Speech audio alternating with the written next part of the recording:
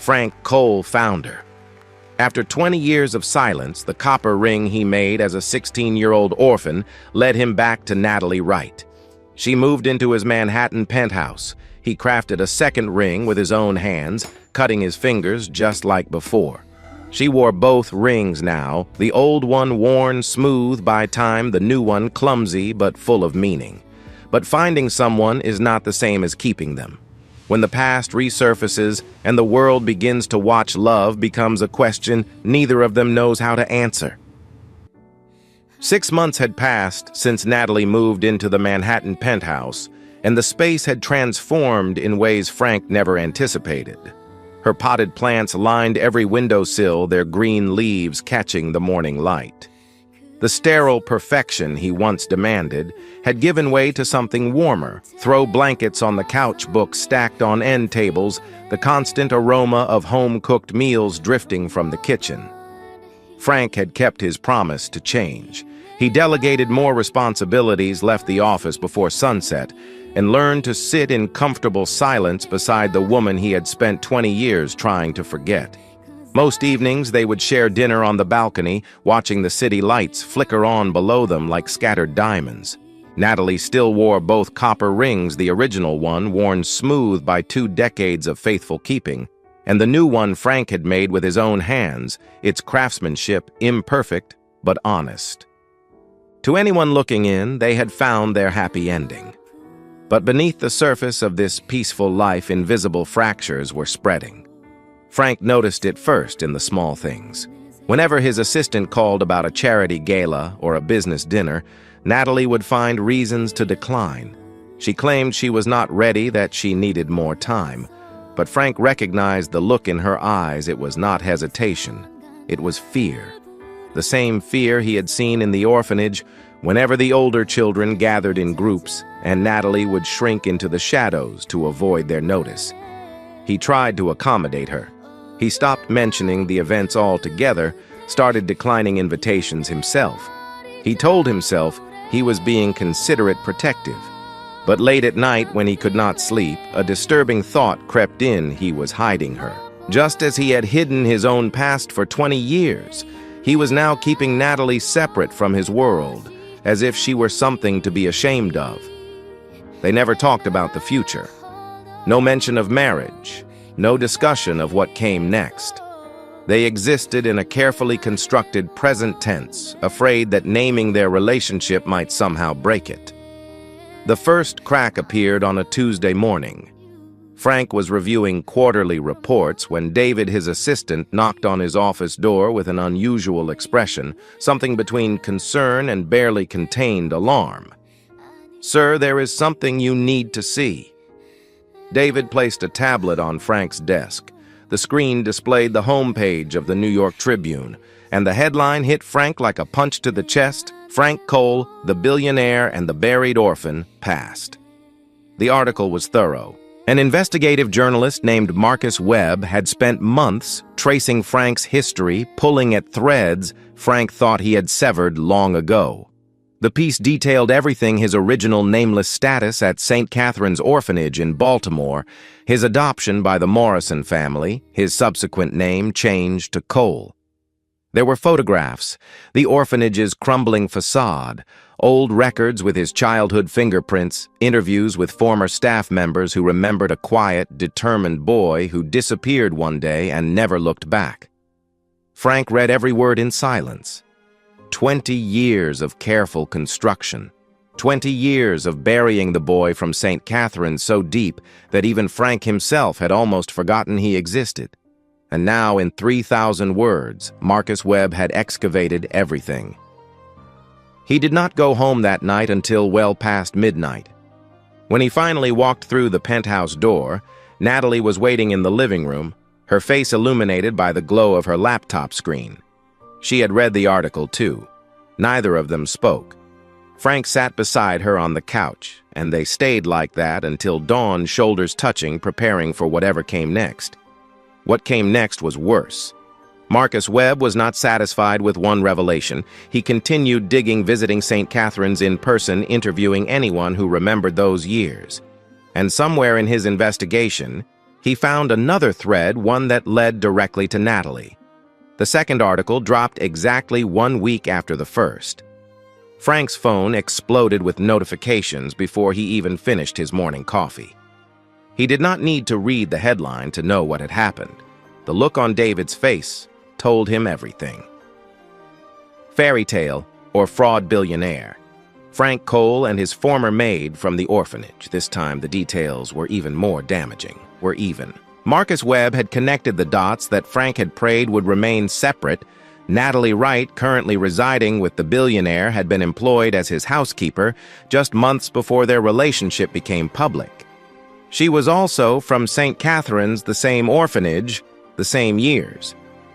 The article painted two possible narratives and let readers choose either this was the most romantic coincidence in modern history, or it was an elaborate scheme by a former servant to secure her future. Social media erupted within hours. The story spread across platforms like wildfire, each share adding new speculation, new cruelty. Some people called it beautiful, a love story that transcended class and time, but others were vicious. They called Natalie a gold digger, a con artist, a woman who had calculated her way into a billionaire's bed. They dissected her appearance, her background, her worthiness. They questioned every aspect of her existence. Frank found Natalie in the bedroom, sitting on the edge of their bed with her phone in her hands. The screen showed a comment section filled with hundreds of messages, most of them ugly beyond measure. "Stop reading those."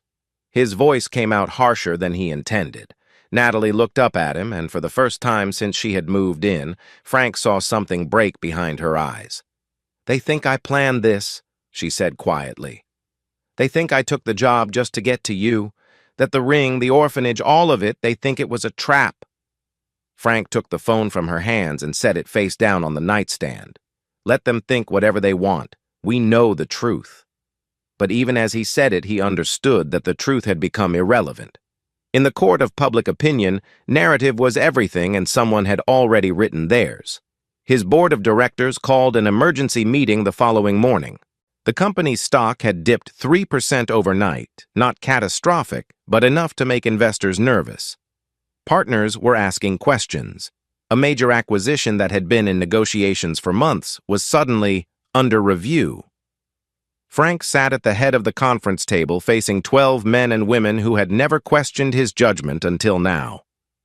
"The situation needs to be managed," said Richard Hayes, the oldest board member and the one least afraid to speak bluntly. "Your personal life is affecting shareholder confidence. We need a clear statement either confirming that this relationship is a misunderstanding or—" He did not finish the sentence, but Frank understood. "Or ending it." Frank looked around the table at the faces that had once regarded him with respect, bordering on fear. These were people who had watched him destroy competitors, negotiate impossible deals, build an empire through sheer force of will. And now they were asking him to sacrifice the only person who had ever made him feel human. "Schedule a press conference," Frank said. "Tomorrow afternoon." The next day, Frank stood behind a podium bristling with microphones facing a room packed with journalists and cameras.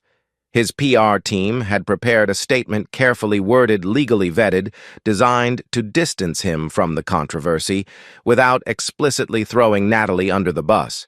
He had memorized every word of it. He did not use a single one. "I am not here to explain or apologize." Frank began, his voice steady.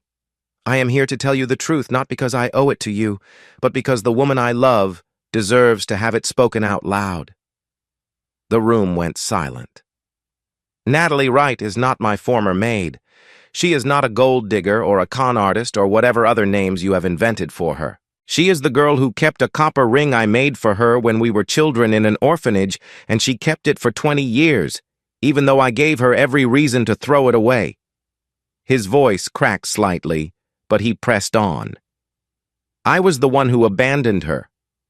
I was the one who broke my promise. And when life brought her back to me, she could have demanded explanations, apologies, reparations.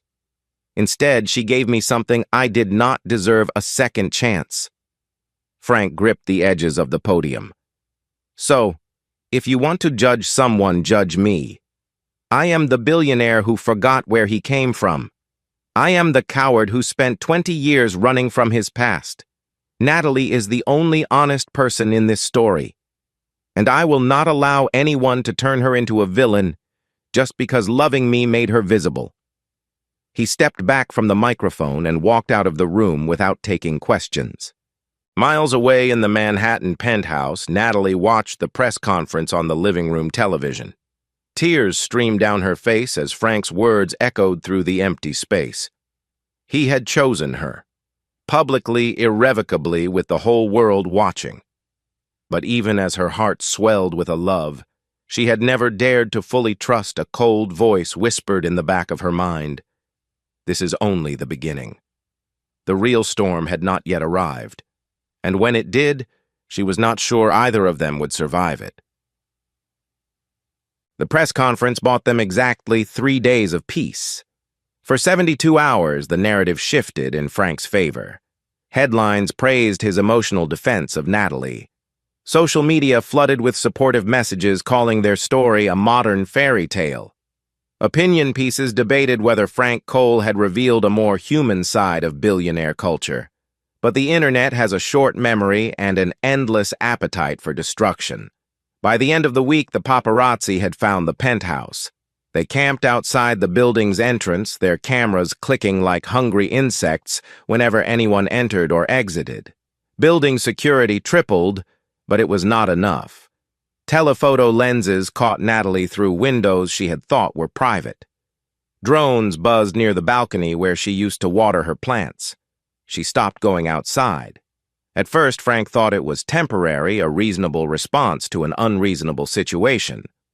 He assured her that interest would fade, that the media would find a new target, that they just needed to wait out the storm. He hired additional security. He had blackout curtains installed. He arranged for groceries to be delivered through a private service entrance. But Natalie did not recover. She stopped cooking, stopped reading, stopped caring for the plants that had once filled every corner of the penthouse with life. The green leaves began to yellow and curl at the edges, and she did not seem to notice. She spent hours on her phone scrolling through comment sections with the compulsive focus of someone picking at a wound. Frank found her one evening sitting in the darkened living room, her face lit only by the glow of her screen. He sat beside her and gently took the phone from her hands.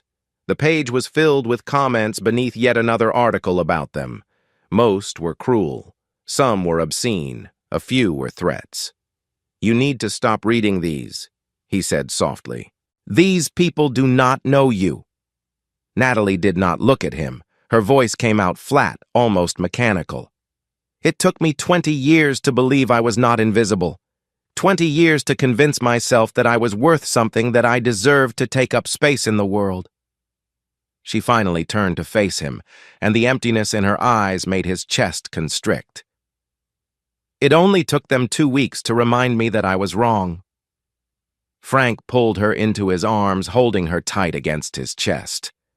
But for the first time since they had reunited, his embrace felt inadequate. He could protect her from cameras and reporters and legal threats. He could not protect her from the voice inside her own head, the one that had whispered she was worthless since childhood, the one that these strangers had somehow reawakened. The distance between them grew slowly, measured not in arguments, but in silences. Natalie smiled less. She retreated to the bedroom earlier each evening. When Frank reached for her in the night, she would accept his touch, but not return it lying still beside him like someone enduring rather than enjoying. One night she finally gave voice to what had been building between them. They were sitting on the couch after dinner, a meal Frank had ordered from a restaurant because Natalie no longer had the energy to cook. The television played softly in the background, some news program neither of them was watching. "I love you, Frank." Her words came suddenly cutting through the ambient noise. "I have loved you since I was 14 years old, and you stood between me and the boys who wanted to hurt me. I loved you when you left without saying goodbye. I loved you for 20 years while wearing a copper ring and telling myself I was foolish, and I love you now." Frank turned to her, hope and dread warring in his chest. Then why does it feel like you are saying goodbye? Natalie looked down at her hands at the 2 copper rings that still circled her finger. Because I am terrified that if I stay in your world, I will disappear. Not the way I was invisible before. That was different. That was survival. This is erasure. Every day I feel pieces of myself being stripped away and replaced with something else. Frank Cole's girlfriend, the orphan who got lucky, the maid who married up. She shook her head slowly. I do not know who Natalie is anymore, and I am afraid that if I stay, I never will. Frank wanted to argue. He wanted to tell her that she was still Natalie, would always be Natalie, that no amount of public scrutiny could change who she fundamentally was. But the words died in his throat, because he recognized the truth in what she was saying. He had watched it happen, watched the woman who had filled his sterile penthouse with life slowly retreat into herself, watched her light dim week by week. His love was hurting her. His presence in her life was causing her pain. The question was no longer whether they could be together. The question was whether being together was good for either of them. Frank made a decision. 3 days later, he walked into a meeting with Harrison Grant, the CEO of a competing real estate firm. They had been negotiating a merger worth $2 billion a deal that would cement Frank's position as the most powerful developer on the East Coast. The papers were ready to sign. Both legal teams had approved the terms. It was the culmination of 18 months of careful maneuvering. Harrison slid the contract across the table with a practiced smile. Before we finalize, there is one small matter we should discuss. His tone was casual, but his eyes were calculating. This situation with your personal life, it is creating uncertainty among our investors. Nothing that cannot be managed, of course, but it would help tremendously if you could simplify things. Frank understood exactly what he meant. You want me to leave Natalie? Harrison's smile did not waver. I want you to demonstrate that your judgment has not been compromised. Surely you can understand how this looks. A billionaire and his former housekeeper. The optics are problematic.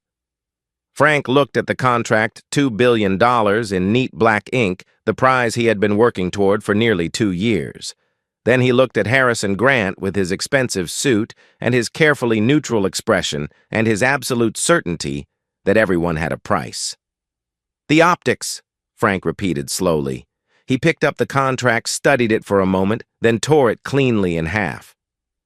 You can keep your deal. He walked out of the room without looking back. The news broke before he even reached his car. Frank Cole had sabotaged the biggest merger in the company's history. Stock prices plummeted 8% by the end of the trading day. Financial analysts speculated about instability, poor judgment, a billionaire in the grip of a midlife crisis. The board of directors demanded an explanation. Investors called emergency meetings. Frank ignored all of it. He went home to Natalie expecting that his sacrifice would mean something, that proving he valued her more than his empire would somehow bridge the distance between them. Instead, it made everything worse. Natalie watched the news coverage with growing horror. She saw the stock prices fall. She read the articles questioning Frank's sanity. She understood with painful clarity exactly what he had given up for her. You should not have done that, she said when he came through the door. Her voice was barely above a whisper. Frank crossed the room and took her hands. I would do it again. 1,000 times. But Natalie pulled away from him, her expression anguished.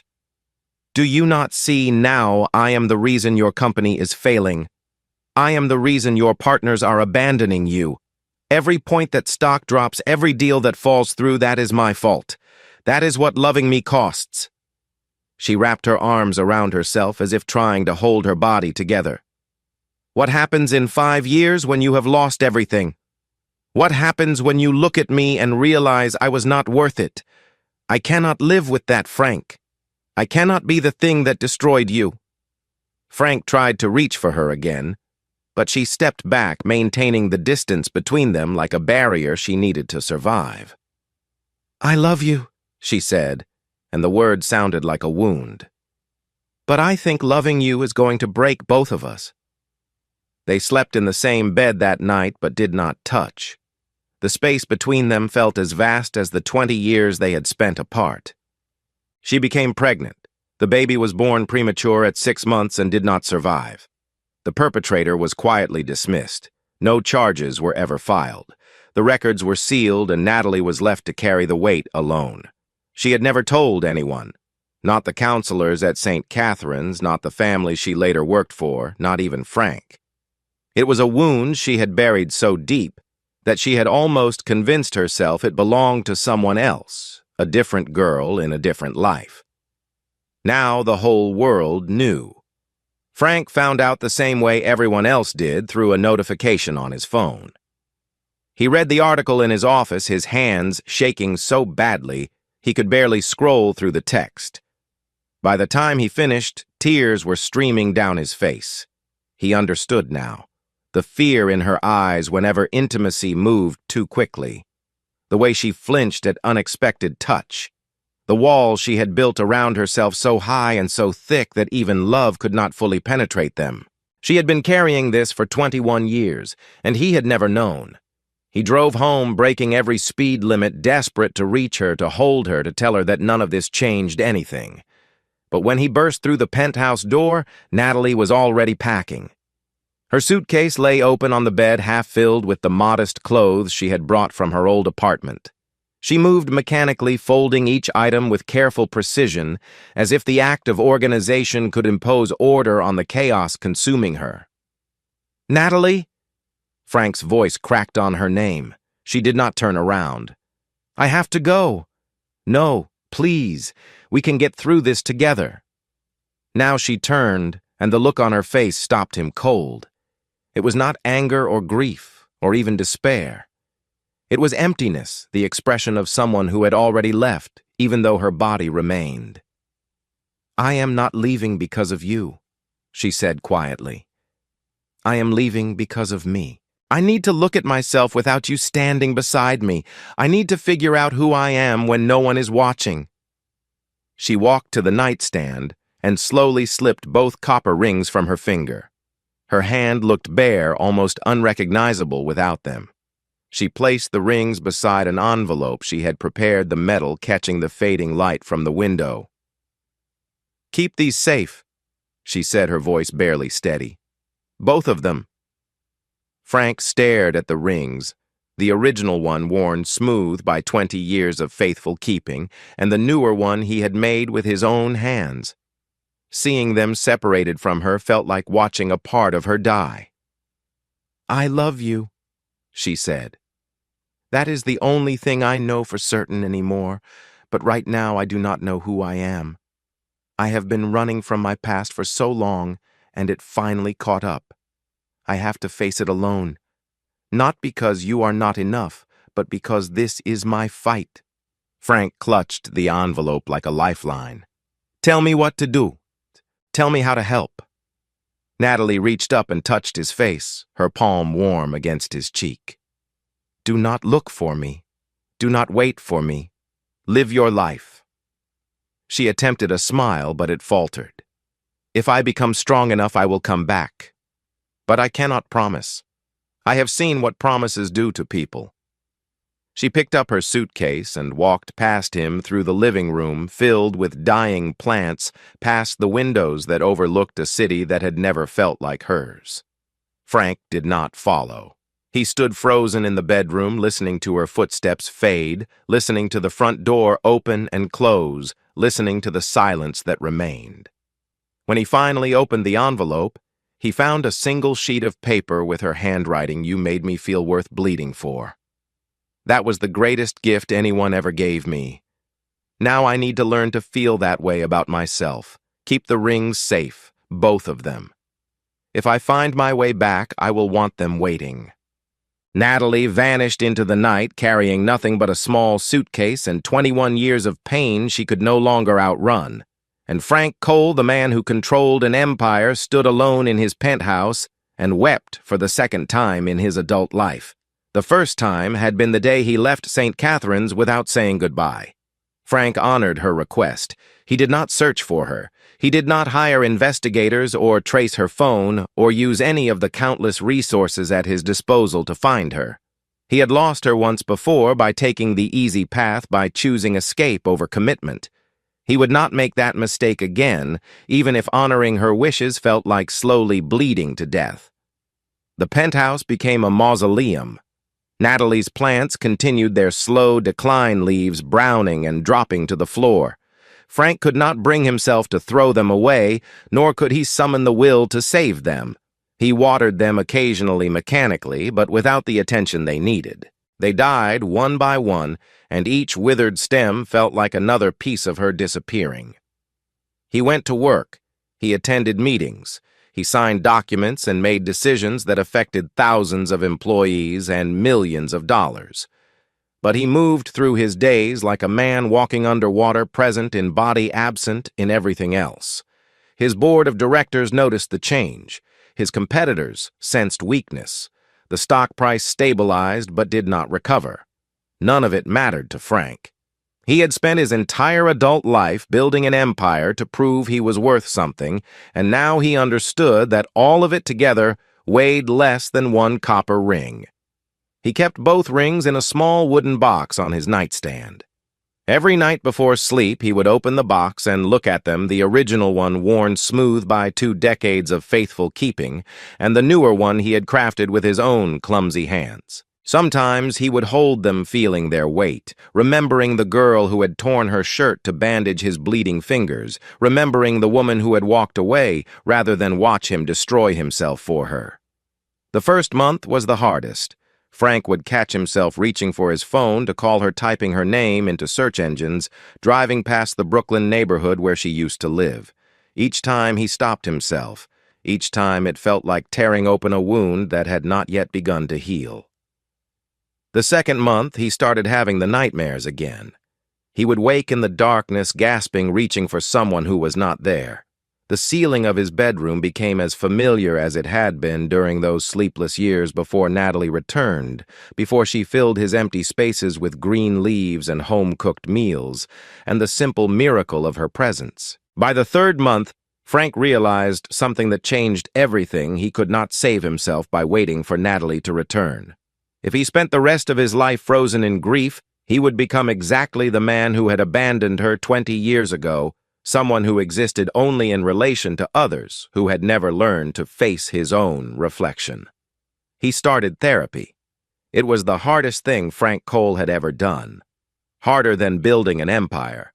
Harder than tearing up a $2 billion contract. Harder than watching the woman he loved walk out his door.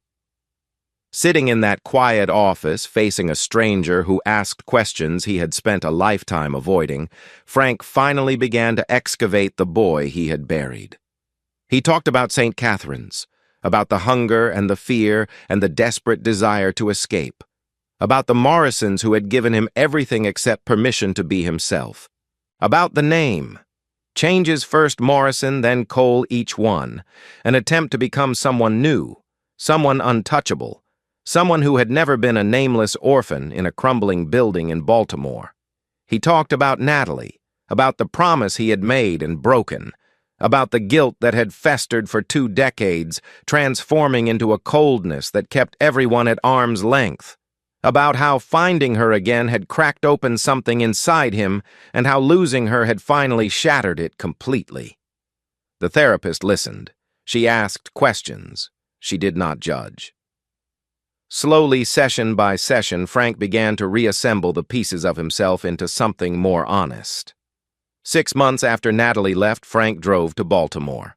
The St. Catherine's orphanage had closed years ago. The building stood abandoned, now its windows boarded, its walls covered in graffiti, its chain-link fence rusted and sagging. Frank parked across the street and sat in his car for nearly an hour just looking. Finally, he got out and walked to the gate. The padlock was broken, the chain hanging loose. He pushed through and crossed the overgrown courtyard, his expensive shoes sinking into mud that had once been a concrete pathway. The fire escape was still there, the rusted metal stairs where he and Natalie used to sit on warm nights, dreaming of futures that seemed impossibly far away.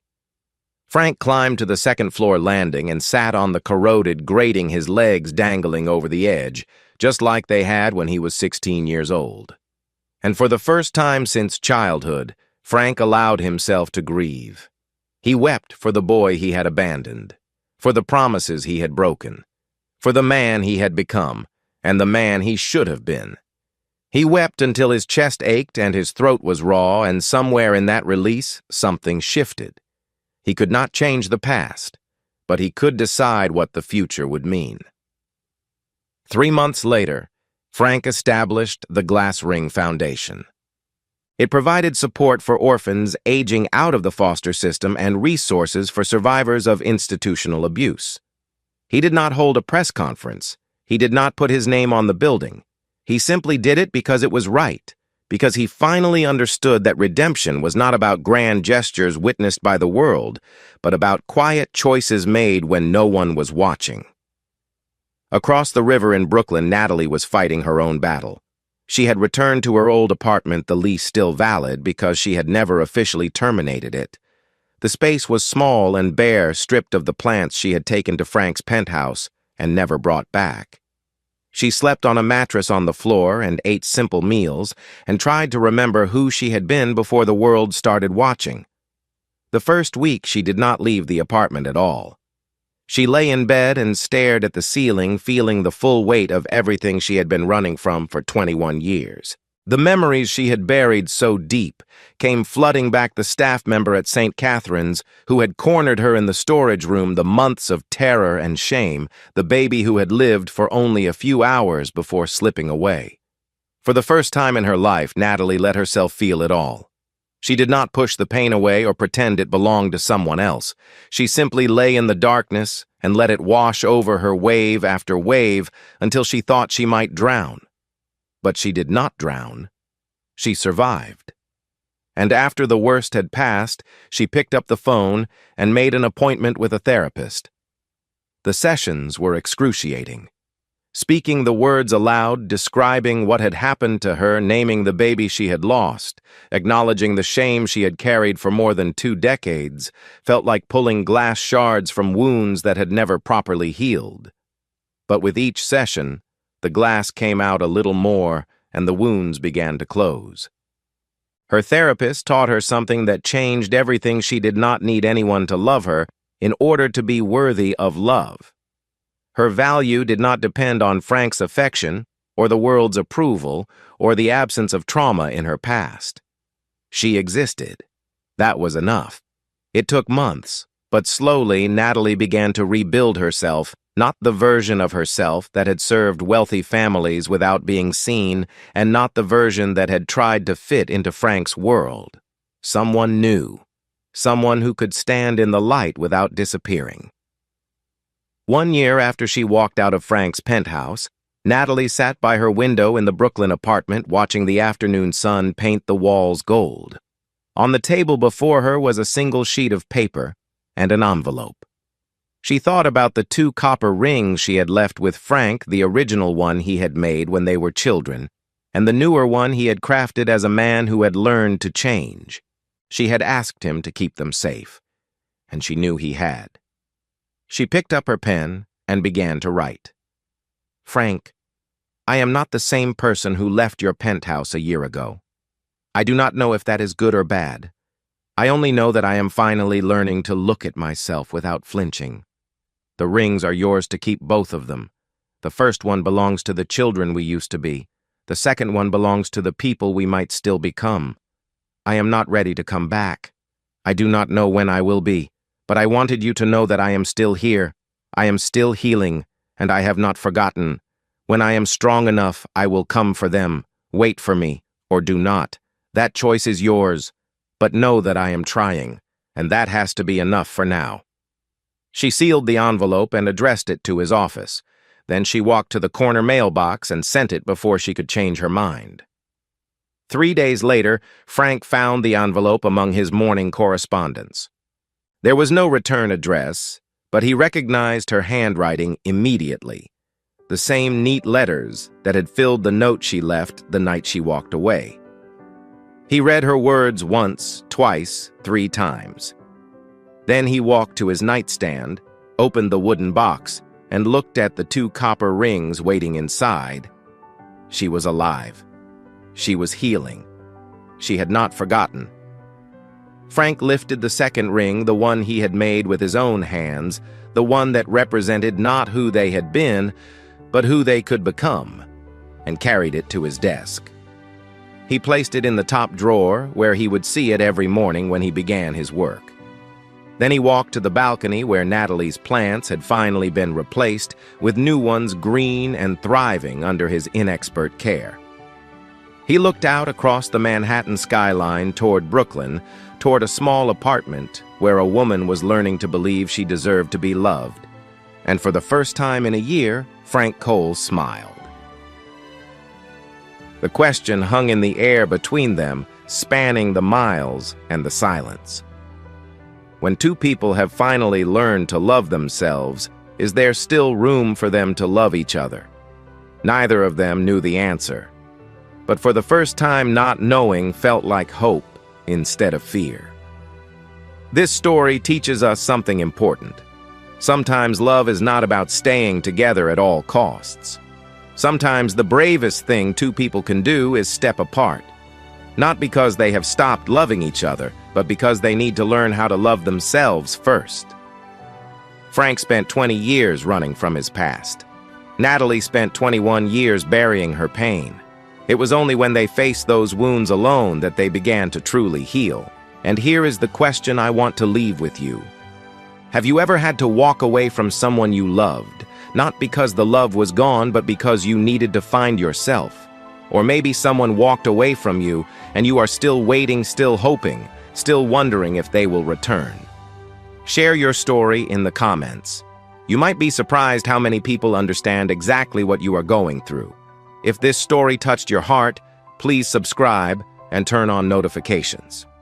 Part 3 is coming, and trust me, you do not want to miss what happens when Natalie finally decides whether to reach for those rings again. Will she go back to Frank? Will he still be waiting? Or have they both changed too much to find their way back to each other? Until next time, thank you for being here. Thank you for listening. And remember, some stories take time to unfold. The best ones are worth waiting for.